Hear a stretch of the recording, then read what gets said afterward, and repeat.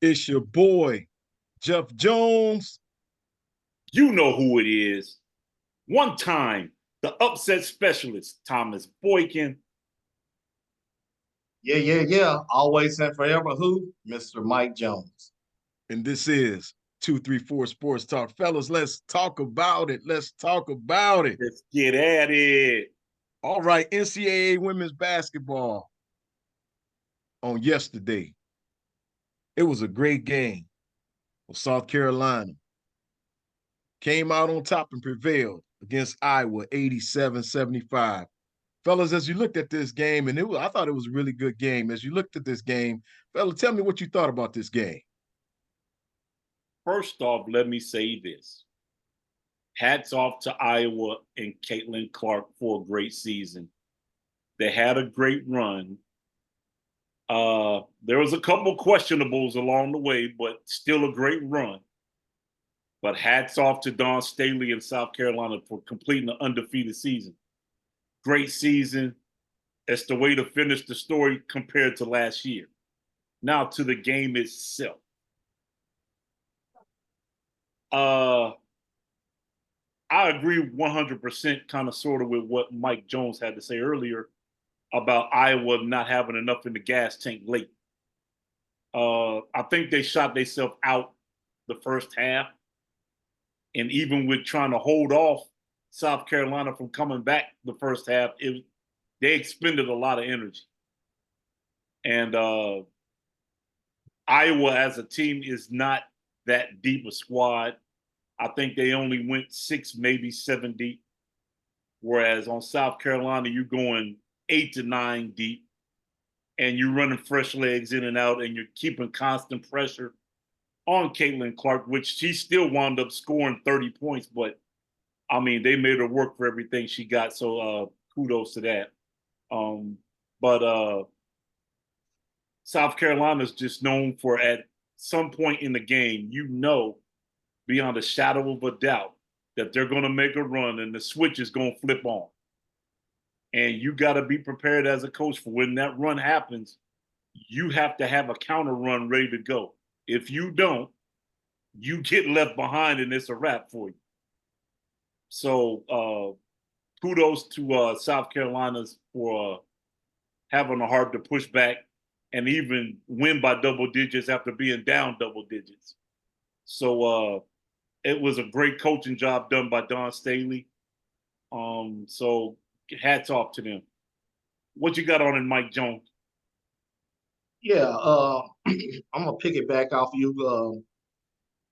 I want to say congratulations to the Iowa Hawkeyes, whatever they are. But Caitlin Clark, man, she had an outstanding year, man. She had an outstanding career. Um, I agree with you that I think if you looked at the games in the Final Four, I think um,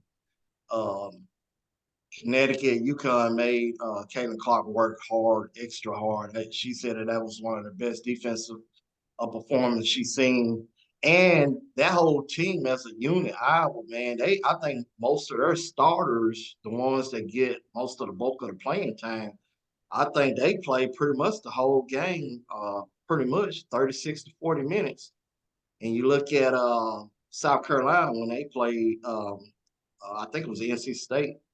That second half, South Carolina went crazy, went on an outstanding run. And I don't think their starters or players, plus, like you said, Thomas, they are a very deep team. So I don't think they expended a whole lot of energy, not especially when you're winning and you're blowing out a team. Exactly. So I think moving into that final game on yesterday, man, like you said, man, Iowa came out strong.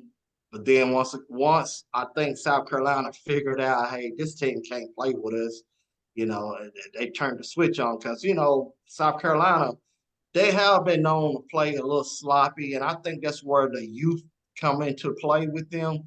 And it's just amazing that they won all of these games and didn't lose one with this youth.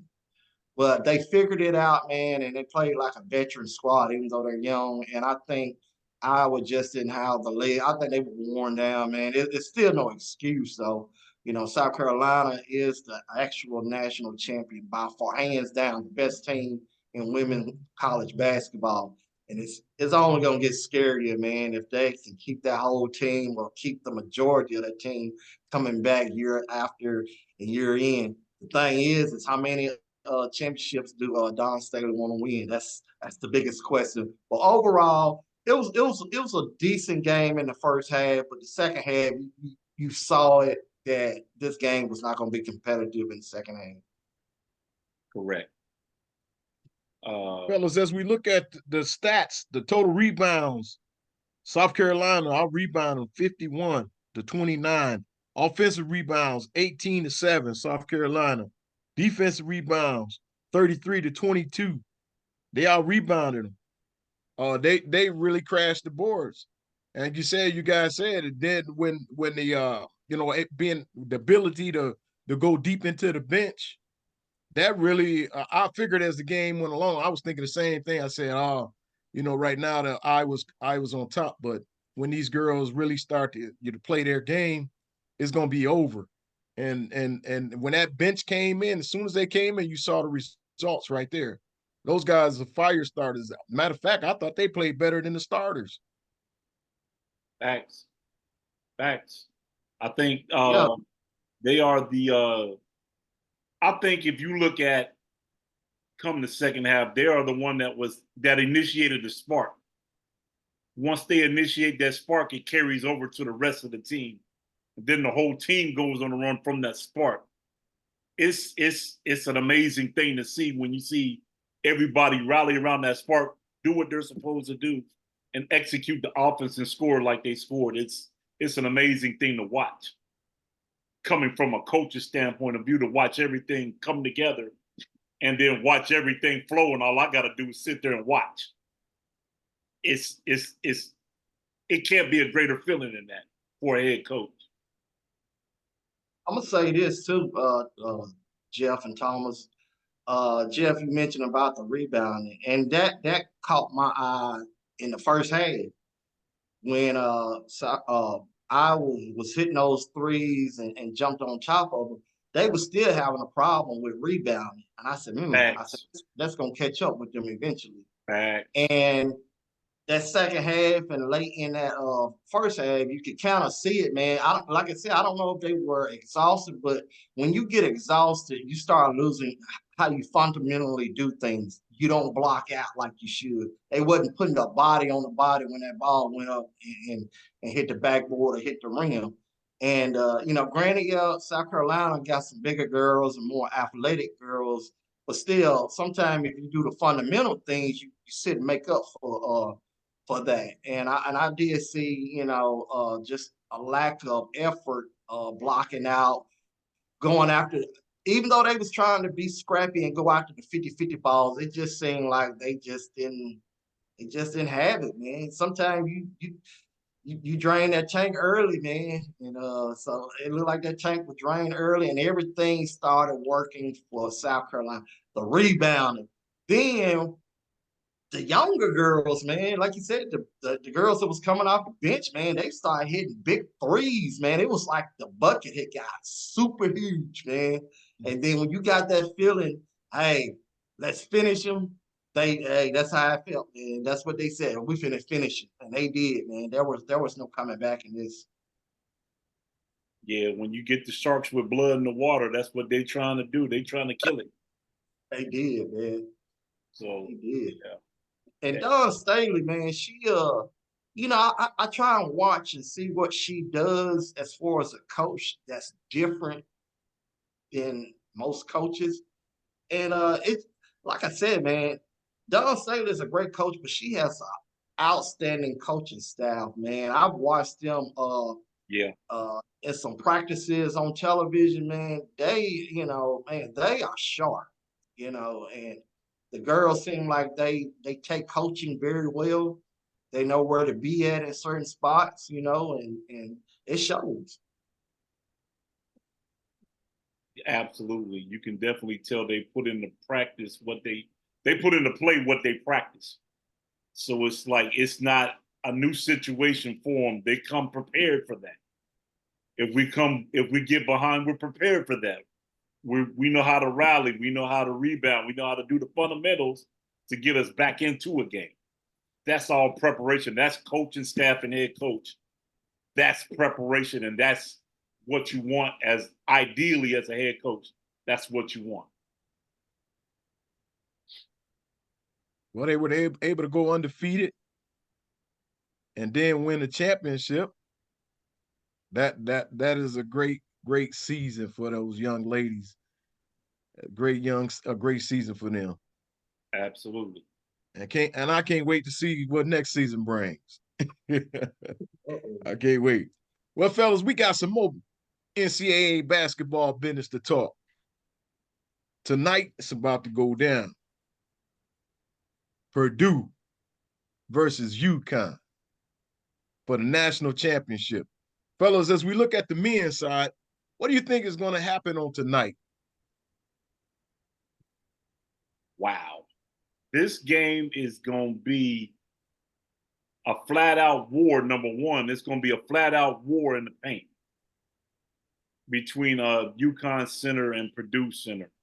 You're looking at two guys, one 7'4", one 7'2", one 300, one 280. It's just going to be a flat war in the post. The key to this game for Purdue to pull off the upset, as you see the upset specialist, the key to this game for Purdue to pull off an upset, their shooters have to come to play. Their shooters have to come in prepared to make shots on a regular basis because this UConn machine rarely goes flat. It has constant ball movement. It has constant personnel that knows how to score the basketball and constant people in position to score the basketball. So Purdue has to be prepared defensively and offensively for a machine that likes to move like a well-oiled machine. They do everything well. UConn does everything well. Rebound, score, box out, run the floor, run the offense with pace, run the offense with vigor. They can beat you fast or slow. So Purdue has got to come in on their A game. Shooters got to be prepared. The defense has got to be in place to at least challenge shots. If you're not going to challenge shots, you're asking to get blown out, flat out. They got to understand rebounding, boxing out is key. You can't give them second chance points. Second chance points is going to be a killer. At the end of the day, I think it'll be tight for probably the first 15 to 20 minutes. I think Purdue wins this in a tight ball game, no more than 5 to 8 points. I think Connecticut wins this game by no more than 5 to 8 points. But Purdue is going to give them all they can handle. I think that's going to happen. I think it's going to be a very contested ball game. What you got on them, Jay? Yeah, Hong Kong versus King Kong versus Godzilla. But I look at this game, man. Two opponents, man. I guess did what they needed to do to get here. Their style of play, they play who they are. As far as the matchup itself, man, we saw a good example of how you can stay in the ball game by what Alabama did with UConn. You got to score the bucket. You got to be able to make threes. Like you said, Thomas, if Edey is getting his 40 points and those only count for 2 points, unless he's getting an and one, UConn coming and shooting threes outweighs twos as far as if when you add them up. So there has got to be somebody for Purdue. In fact, it's going to take more than just somebody else. It's going to take a collective unit to be able to show UConn something that they haven't shown in the tournament, that they can fire from deep, and and Edie still get his points. But I don't think if they can just play some good D, man, and limit, if Purdue can limit the turnovers and just play, at least try and eliminate some of the threes anyway. And if they can cut them down to where UConn is scoring twos, but yet Purdue was efficient in their scoring and getting to the free throw line like they have been, muddy it up. If I'm Purdue, I muddy it up. It used to be like the Tennessee Titans when teams played. Muddy the game up, slow the game down, figure out how to do that, and you got a shot. But if you can score like Alabama, which Purdue I don't think can, so they got to do it their way and muddy it up and make UConn play your style of play. But I look for UConn to win this game, and I agree with you, Tom. Somewhere between the 5 and 8 point range as far as a victory. I think that's going to be late, but I still don't think the game is going to be in question. Fellas, I'm looking at this matchup in the middle. Donovan Clingan and Zach Edey, 2 7-footers going at it. Of course, Zach Edey 7'4" and Clingan 7'2". That's what I'm focused in on tonight. Do you think that Clingan is going to be able to slow down Zach Edey? I think he's going to make Edey work for everything he gets, being as he's got somebody now that's his height, basically, and matches him pretty much weight-wise. He's going to fight for position. He's gonna fight to score, and vice versa.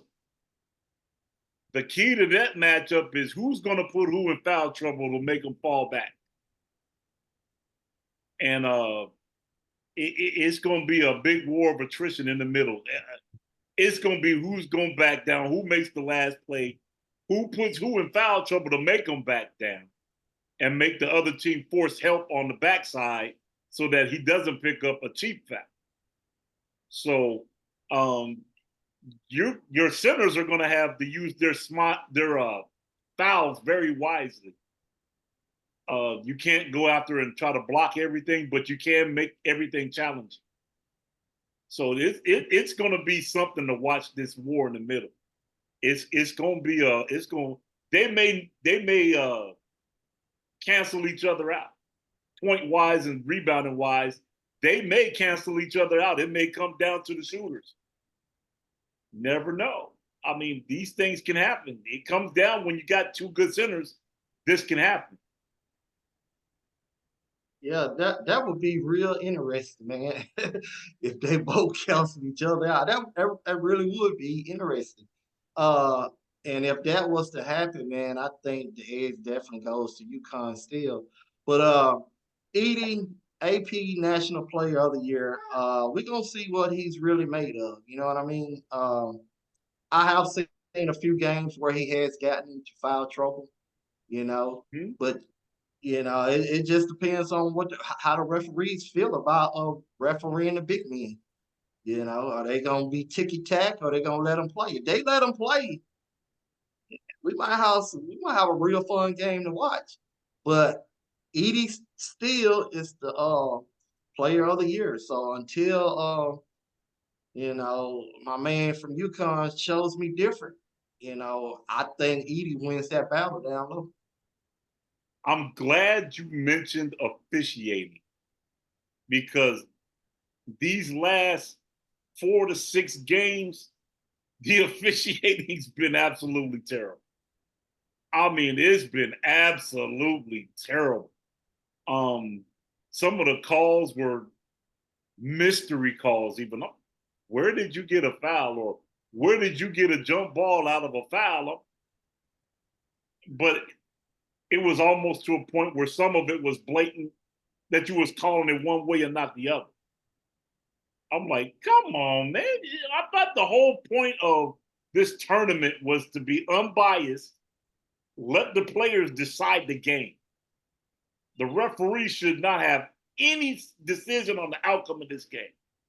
It should be an all-players game if that's what you're going to officiate. Now, if you're going to call a tight game, then yeah, officiating's going to dictate the score, going to dictate the tempo of the game. It's sad, but it happens. But as a player, if that happens, you have to be prepared to change your style of play to accommodate that style of refereeing, which is what you shouldn't have to do. But we'll see what happens with this game tonight. We'll see. Yeah, we shall see, fellas. We shall see. I think it's going to be a good one. And like you both, I think that UConn, when it's all said and done, be standing, the last to stand, I should say. Fellas, let's go to our segment we like to call Stirring the Pot. Let's stir the pot. Got a good one for you fellas tonight. What is your top 3 nastiest dunks that you've ever seen? Woo. Past, present. What are the top 3 nastiest dunks that you've ever seen? Let's see.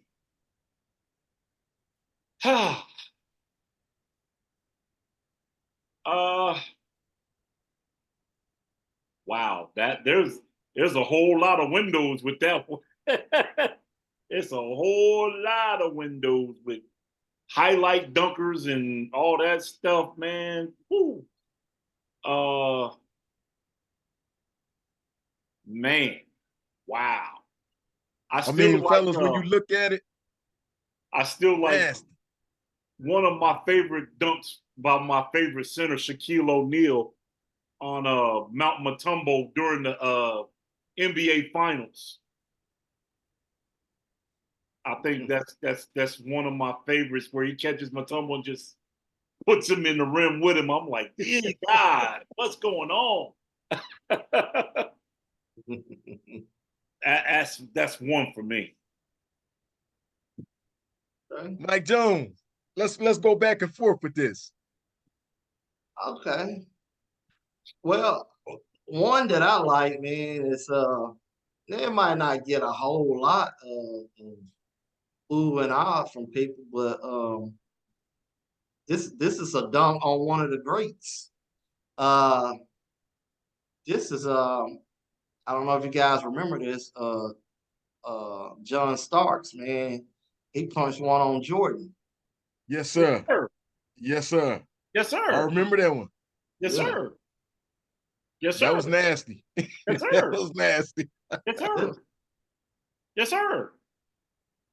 Upset specialist. There's another one that comes to mind. I can't remember who they were playing. I could see the dunk picture perfect. And you guys will remember this dunk. It was a classic. Tom Chambers with the knees in the chest, pulling with his head above the rim. Y'all remember that dunk? I don't remember who they were playing. I don't remember that one, man. You went back with Tom Chambers. Put his knees in dude's chest and was like, ah. I think I remember that, Thomas. Yeah. Yeah. If it was a Tom Chambers dunk, we know it was nasty. Right. That part. Well, I'm gonna tell you a dunk that I remember, man. I can't think of what year it was, but I'm pretty sure it was. I don't know if it was on a Sunday and it was a playoff game, but Mr. Julius Irving, man, he had a bunch caught that ball and cuffed it. And Cooper Loop, Michael Cooper. Yeah. He tried to challenge the doctor, and the doctor almost put him in the ring. Doc made a house call. Hey, my man went to put his hands up and said, "Never mind." Yeah. He saw who it was. He saw who it was coming down there. He was like, "I think I'm gonna block, maybe not." Saw that afro. Maybe not. Yeah, let's think about that one. But man, it's been, oh man. Woo-wee, it's been a whole bunch. Now, there's one by one Mr. Michael Jeffrey Jordan. where he dunked on Alonzo Mourning when they were playing Charlotte. He came down and was like, came down like, yeah. Yeah, that was nasty. I remember that one. I was like, man, y'all better get out this dude's way. Man, Mr. Mike Jones. I tell you what, now it isn't the NBA, but it was the Olympics. My man, Mr. Air Canada. Insanity. Yes, sir. Insanity. Give him all kind of names. He called that ball off of I guess it was off of a turnover. Mm-hmm. He took one or two bounces and skied over a big man. 7-footer. Skied over him and punched it in, man. I've never seen that. That was nice. Man. That was nasty. Fellas, let me get into this one. Yes, sir. Y'all leaving out one of the best. Do you all remember when Scottie Pippen dunked over Patrick Ewing? Oh, yeah. And then stepped over him after he dunked on him. One of the most disrespectful dunks ever, dude. That was nasty. The most disrespectful dunks ever. Ever. Like, wow. Man, listen. Man, listen. Woo. There's a lot of them, though. There's a lot of them. There's too many to name. You can even go back in as far as Kevin Johnson catching Olajuwon out of position. Oh, yeah. Kevin Johnson caught him out of position and punched it on him. I'm like, uh-oh. Uh-oh. Yeah. I tell you what, guys, I like that one. I think we probably had discussed it earlier. Shaquille O'Neal. And then Shaquille, man, he had a bunch of nasty, disrespectful dunks on opposing centers. And I can't think of the center name. You guys might know his name. But I think he played for the Knicks. And Shaq dunks on him, and he comes down and he pushes. Shaq dunks on him. Yeah. He's all up in his face with his personals. I want to say they were playing the Knicks. Yeah, it was the Knicks. And Shaq dunks. The Knicks. Shaq dunks, and he got all his personal jewels all in his man's face. And then he comes down, then he pushes him. Right. Yeah. I remember that. I can't remember the guy's name. Dudley. Yeah, Dudley. Dudley. He dunked on Dudley and pushed him out the way. Oh yeah, Dudley threw the ball at him after that. Yeah. I remember that dunk. Yeah. What do you tell your family members that was at that game or watched that game? Hey, I hide that tape from everybody, Mike. Right. I'll tell them, don't y'all go on the internet. Stay on social media. Don't even post that thing on the internet, dude. Do not even, don't even tell nobody that even happened. Fellas, one of the most exciting dunkers to me now, I'm talking about currently in the NBA, is Anthony Edwards, the Ant-Man. Oh, yes. I don't know if you all seen some of his highlight dunks. Oh, yeah.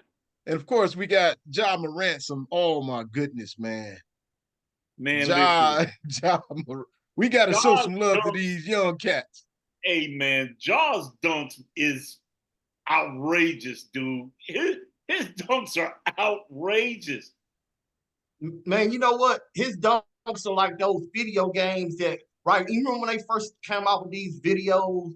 Yeah. And the guy would dunk and he would break the backboard. You know, on these video games. That's how he look like. When he jump up, he just taking and they just push, they like pulling him on a rope or something, man.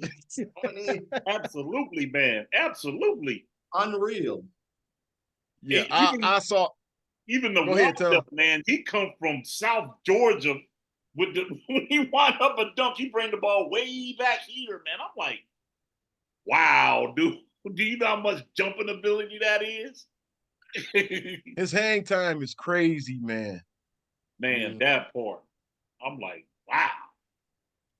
Yeah, but right now, to me, those are two of the best dunkers.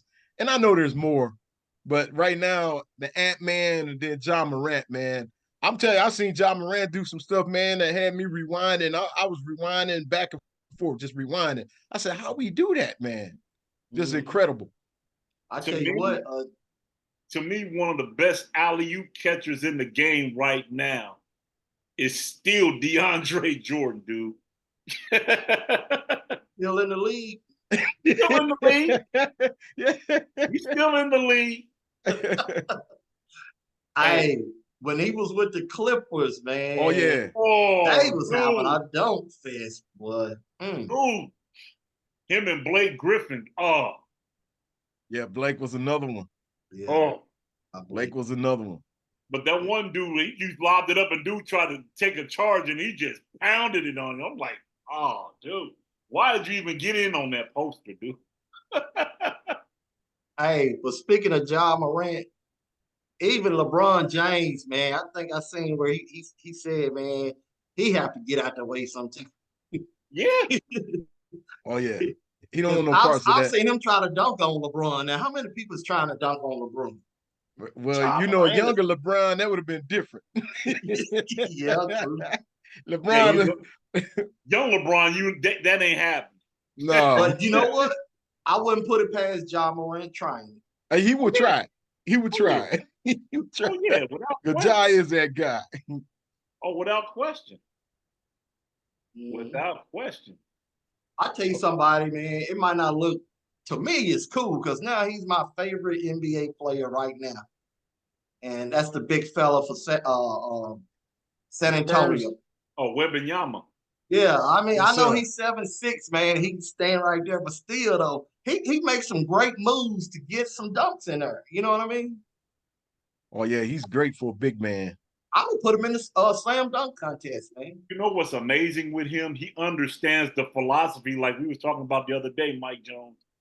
He understands the philosophy of not putting the ball down in little people's lane. Yeah. If he goes up, he keeps the ball way high. When he goes up to dunk a ball, he don't bring it down here. He start way up here. I'm like, Jesus Christ. Hey, and look at this. If you had him in the slam dunk contest, you know that one dunk that Julius Erving started, Michael Jordan did. Line. Yeah. This cat probably take off from the half court line.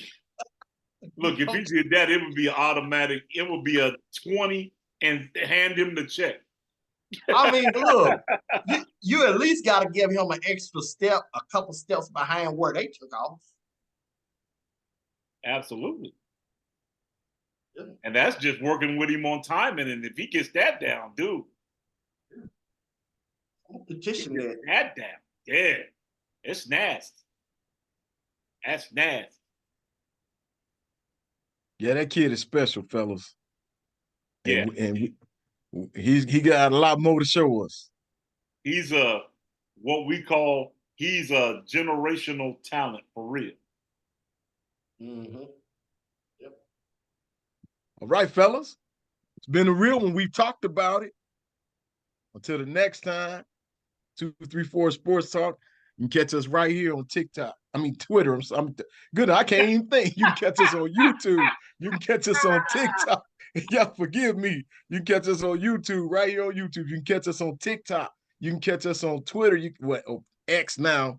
You can catch us on Instagram. I can't think of these social media sites for nothing to save my life. What's going on? What's going on, JJ? But we want you to like, want you to comment, want you to subscribe. You got something you want us to talk about, let us know, because that's what we do. Over there. Let's talk about it. Till the next time, we are out. Peace.